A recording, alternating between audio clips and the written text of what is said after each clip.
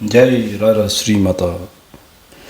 ग्राम प्रखंडी जनपद रुद्रप्रयाग में दिनांक 28 मई से 5 जून 2025 तक श्रीमद् देवी भागवत महापुराण नवाज्ञ यज्ञ एवं सतचंडी महायज्ञ का आयोजन श्रद्धा और भक्ति के साथ संपन्न हुआ। यह 9 दिवसीय महायज्ञ धार्मिक उत्साह, भक्ति भावना और आध्यात्मिक वातावरण से परिपूर्ण रहा। आज मेरे गांव के हर ग्रामवासी में मुझे आध्यात्मिकता की एक झलक नजर आ रही थी। हर व्यक्ति में उल्लास, उमंग, जोश, आत्मीयता आदि संवेग के भाव उजागर हो रहे थे। हर व्यक्ति में श्रद्धा कूट कूट कर भरी थी। माँ राजराजेश्वरी के प्रांगण में सुबह से ही तांता लगा हुआ था। सभी भक्त उस क्षण की प्रतीक्षा में थे जिसकी हमने आज तक कल्पना की थी। वो कल्पना आज साकार होने जा रही थी। कहते हैं श्रीमद् देवी भागवत महापुराण कथा का शुभारंभ आचार्य श्री बृजमोहन सेमाल एवं उनकी वेद पाठी टीम एवं शिरा एवं त्यों की ब्राह्मणों ने विधिवत अनुष्ठान के द्वारा शुरुआत की।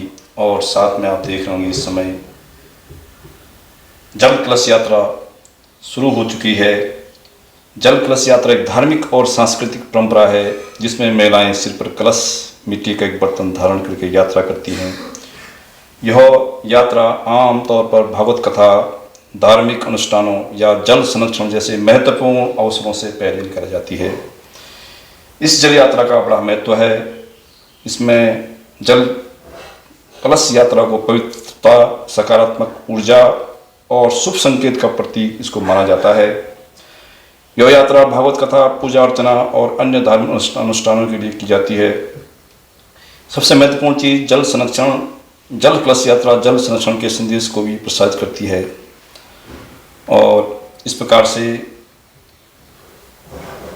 आचार्य जी का भव्य स्वागत जल कलश यात्रा के दौरान यहाँ पे करते हुए ग्रामवासी, समस्त ग्रामवासी और इस जल कलश यात्रा को इस समय मंदिर प्रांगण में यहाँ पे बहुत ही राजराजेश्वरी को अर्पित करते हुए आगे और यह धार्मिक यात्रा आगे बढ़ती हुई और सभी वेद पाठी लोग यहाँ पे, पंडित लोग यहाँ पे भागवत कथा की शुरुआत करते हुए और यह प्रतिदिन सुबह और 1 बजे से भागवत कथा शुरू हो जाती है और शाम 5 बजे तक यह कथा निरंतर चलती रहती है। और इस प्रकार से भारी संख्या में श्रद्धालु इस कथा का श्रवण करते हैं और आत्मसात करते हैं, अपने जीवन में इसको उतारने की भरसक प्रयत्न करते हैं। कार्यक्रम का समापन शाम 5 बजे आरती के साथ और उसके बाद श्रद्धालु प्रसाद ग्रहण करते हैं।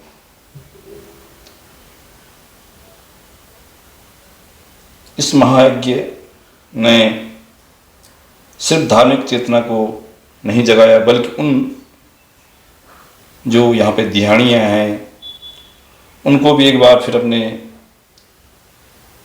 जो मायका है, अपने मायका से जोड़ने का एक अवसर दिया। गांव की गलियों में खिलखिलाहट गूंजी। पुरानी जो परंपराएं थी वह उनमें जीवंतता प्रदान हुई और इस प्रकार से सभी लोग गांव में इस कथा के द्वारा अपने अपने घरों में वापस जो प्लान कर चुके थे लौटने लगे और जो पहले से सबसे आपका हार्दिक स्वागत है सर। आप यहाँ पे आए हैं, आप कुछ कहेंगे दो शब्द? कौन है आप?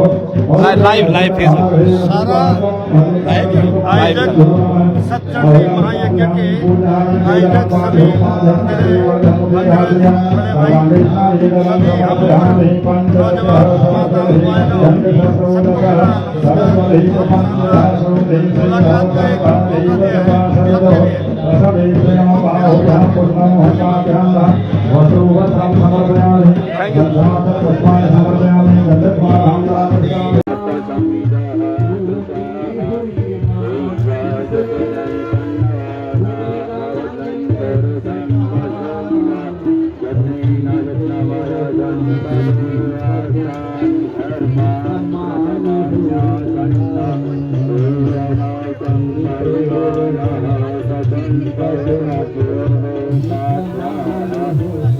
नौवां दिवस है और अब इस मूर्ति को और निशान को यहाँ से विदा होना है।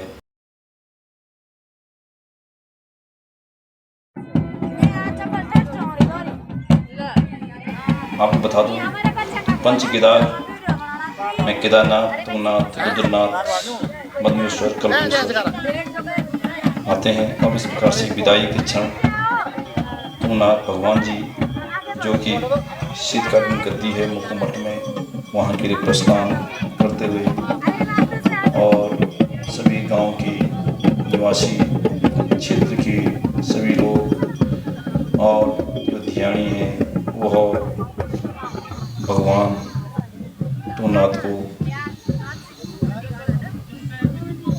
और आचार्य एवं पंडित जो वहाँ पे वेद पाठी थे उनको विदा करते हुए इस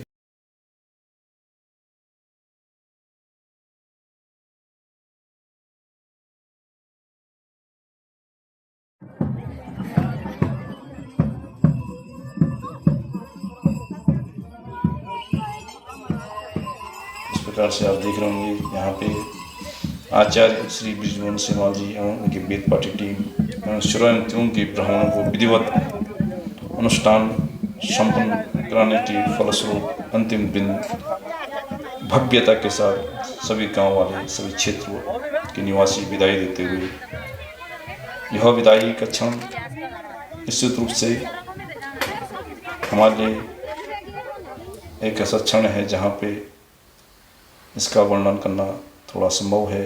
और इस प्रकार से अब तुंगेश्वर भगवान की विदाई के इस क्षण के अवसर पर सभी भक्तजन मक्कू की तरफ प्रस्थान करते हुए, मैं बता रहा था इससे पहले कि जो उत्तराखंड में पंच केदार 5 ऐसे मंदिर हैं जो भगवान शिव को समर्पित हैं और उन्हें सामूहिक रूप से पंच केदार कहा जाता है। ये केदारनाथ पंच केदारों में सबसे पहला और सबसे प्रसिद्ध मंदिर माना जाता है, जो भगवान शिव का यह निवास स्थल भी है। उसके बाद तुंगनाथ है, यह मंदिर भगवान शिव की पूजा बुझाओं का प्रतीक माना जाता है और सबसे समुद्र तल से सबसे ऊंचाई पर स्थित है। लगभग 3600 मीटर की ऊंचाई पर सबसे ऊंचा मंदिर से माना जाता है। उसके बाद तीसरा केदार, पंच केदारों में रुद्रनाथ का जिक्र होता है। यह मंदिर भगवान शिव के मुख का प्रतीक है। समुद्र तल से 2290 मीटर की ऊंचाई पर स्थित है। उसके बाद मदनेश्वर, मधु बोलते हैं इसको, ये जो है शिव की नाभि का प्रतीक कहा जाता है और समुद्र तल से 3289 मीटर पर स्थित है। यानी कि ऊंचाई की दृष्टि से तुंगनाथ के बाद इसका दूसरा नंबर ऊंचाई में आता है। और 5वां जो पंच केदार के नाम से जाना जाता है, कल्पेश्वर महादेव, भगवान शिव की जटा का प्रतीक इसको माना जाता है और यह समुद्र तल से लगभग 2200 मीटर की ऊंचाई पर स्थित है।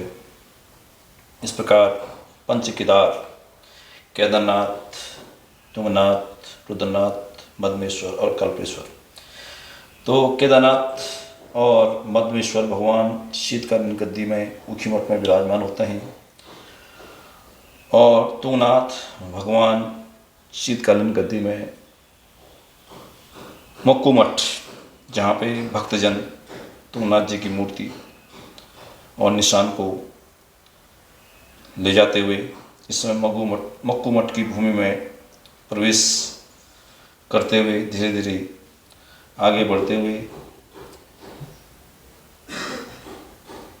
ऊखी मठ ओंकारेश्वर मंदिर के नाम से इसको जाना जाता है।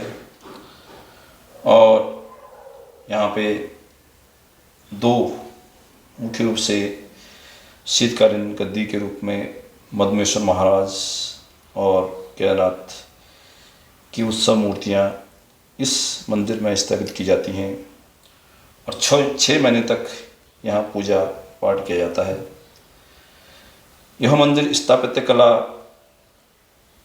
की विशिष्ट शैली के लिए जाना जाता है और पौराणिक कथाओं में उषा अनिरुद्ध, प्राचीन जो कथा है उसके अनुसार इस मंदिर का संबंध बाणासुर की बेटी उषा और भगवान कृष्ण के पोते अनिरुद्ध की विवाह शादी स्थल से इसको जोड़ा जाता है। और यहाँ पे आप आएंगे तो निश्चित रूप से यहाँ पे शादी स्थल आपको दिखाई देगा। और इस प्रकार से जो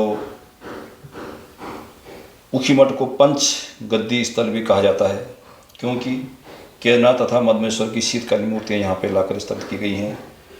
मंदिर परिसर में आप देखेंगे पंच केदार, लिंग दर्शन मंदिर, भैरवनाथ मंदिर, चंडिका मंदिर, भागीरथ, हिमवंत और पीठ भी यहाँ पे विद्यमान हैं। यह ऊखी मठ लगभग परकंडी से लगभग 21 किलोमीटर दूरी पर स्थित है और अब तो पलद्वाड़ी के पास पुल बनने से बहुत ही नज़दीक लगभग 6-7 किलोमीटर के आसपास अब यह क्षेत्र पड़ रहा है। इसके आसपास के जो क्षेत्र हैं, देवरा ताल बहुत ही सुहावना प्राकृतिक छटा के लिए जाना जाता है और वहाँ पे एक झील भी है। यहाँ पर भी पर्यटक काफ़ी मात्रा में पहुँचते हैं। और उसके जगत चुप्ता बड़े कुंड यहाँ पे जो है बुग्याल के लिए ये क्षेत्र प्रसिद्ध है। और धीरे धीरे हमारे भक्तगण मक्कू मठ मंदिर परिसर में पहुँचते हुए, जहाँ पे तुंगनाथ भगवान शीतकालीन गद्दी यहाँ पे स्थापित है और इस समय तुंगनाथ भगवान तुंगनाथ जो डोली है तुंगनाथ में स्थित है, वहाँ पे काफ़ी इस समय भीड़, काफ़ी लोग भक्तजन पहुँच रहे हैं। इस प्रकार कह सकते हैं यह धार्मिक आस्था, यह यात्रा धार्मिक आस्था को मजबूत करती है और लोगों को धार्मिक गतिविधियों में भाग लेने के लिए प्रोत्साहित करती है।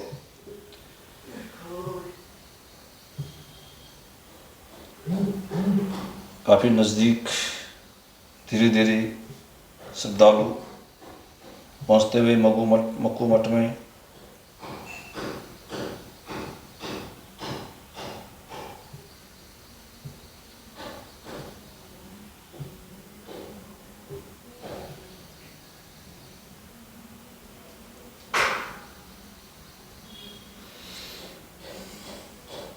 ये देखो आप कितनी हरियाली है, कितने खेत, यहाँ पे खुशहाली है। मक्कू मठ में काफ़ी समतल और बड़े बड़े खेतों के लिए यह भूमि जानी जाती है। और अब यहाँ पे भव्य स्वागत स्थानीय जनता के द्वारा परकंडी से विदा करते हुए भगवान तुंगनाथ की मूर्ति और निशान को मंदिर में मुकुमठ में ले जाते हुए भक्तगण और मुकुमठ के पुजारी भी आप देख रहे होंगे साथ चलते हुए।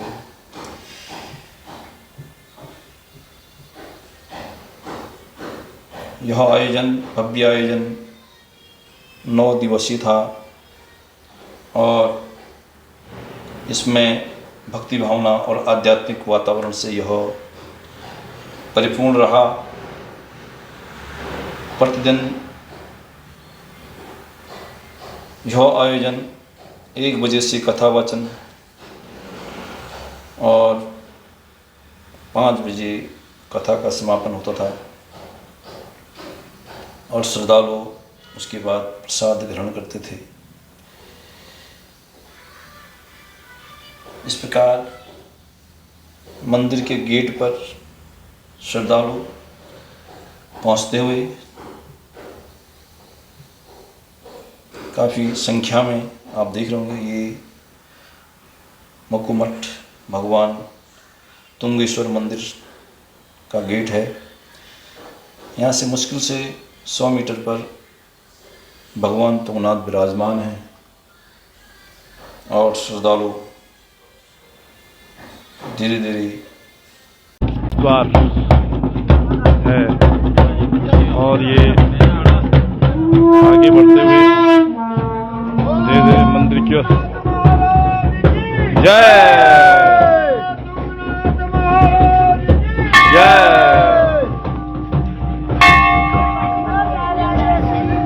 चढ़े खोल बोलते उसको, जो आपको सामने दिखाई दे रहा है। ये और अच्छे से चढ़े खोल है और यहाँ से ये रोड इसके ऊपर से जाते हुए और ये आगे इस तरफ से जाकर के यहाँ पे आगे ये जाएगी यहाँ पे और ये मक्कू बैंड पड़ेगा यहाँ आगे मक्कू बैंड में। और जो मुख्य मार्ग है गोपेश्वर का, वहाँ पे धीरे धीरे ये सड़क जो है यहाँ पे मिलती है और ये तुंगनाथ भगवान मुकुमठ का ये गेट है। सभी भक्तगण मंदिर की ओर प्रस्थान करते हुए धीरे धीरे, और आप देख रहे होंगे ये आवाज़ बताती है कि भक्तों में कितना जोश है। अपने में ये अनोखी यात्रा अगर कहें तो निश्चित रूप से काफ़ी जोश इन बच्चों में देखा जा रहा है। ये भावी हमारे बच्चे हैं जो अपनी संस्कृति को इन्होंने जिंदा रखा हुआ है और हम भी उनके साथ कदम से कदम मिलाते हुए इस संस्कृति को आगे बढ़ाते हुए जो एक पीढ़ी से दूसरे पीढ़ी में जो ट्रांसफ़र होती है। और ये निश्चित रूप से कह सकते हैं कि ये आज के नवयुवकों में जहाँ इस प्रकार की धार्मिक प्रवृत्ति कम ही देखी जाती है, लेकिन ये अनोखा एक मिसाल है जहाँ पे इस एज ग्रुप में अपनी संस्कृति से परिचित हैं ये सारे नवयुवक और इस परंपरा को इन्होंने जीवंतता प्रदान की है। ये सभी नवयुवक, इनकी जो भक्ति है वो सभी को प्रभावित करती है और मैं कह सकता हूँ कि निश्चित रूप से हमारा जो परंपरा है वो जीवित है और इसी प्रकार से इसको आगे भी ये लोग ले जाएंगे, ऐसा मैं मानता हूँ।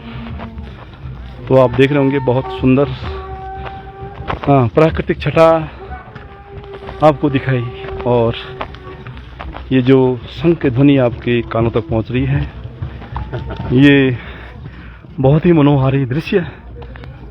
और आप जो सभी लोग देख रहे हैं, आपको साक्षात जहाँ पे ईश्वर निवास करता है वो आपको दिखाई दे रहा होगा, एहसास भी हो रहा होगा कि देखो आप मंदिर को पौराणिक मंदिर है ये और बहुत प्राचीन मंदिर जो कि मक्कू मठ के नाम से तुंगेश्वर मार्कंडेय।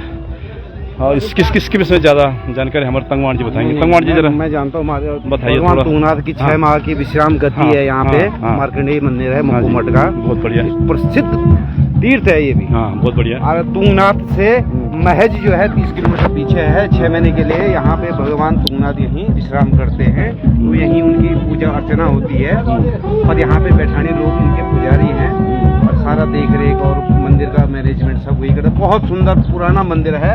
अभी आपको आगे दिखाएंगे। पानी के धारे बोलते हैं हमारे यहाँ ना, तो बहुत बढ़िया अभी दिखाएंगे बड़ी अच्छी तरीके से। चलो ये प्रांगण आ गया, चलो आपसे मिलते हैं भी हैं। ठीक है, बहुत सुंदर, बहुत सुंदर ये जो नज़ारा है। अच्छा, ये तंगवाण जी जो है उनको यहाँ पे ऐतिहासिक क्या कह रहे थे आप यहाँ पे? ये पानी के धारे, पानी कम हो गया ये। अच्छा, पानी की धारा है, इसका बड़ा महत्व है ना, इसका बड़ा महत्व है। जैसे हमारे पंडित जी ये केदारनाथ के जो हैं पुजारी हैं और इनको ज़्यादा अच्छी तरह से ये लोग सारे धार्मिक स्थलों को अच्छी तरह से परिचित हैं।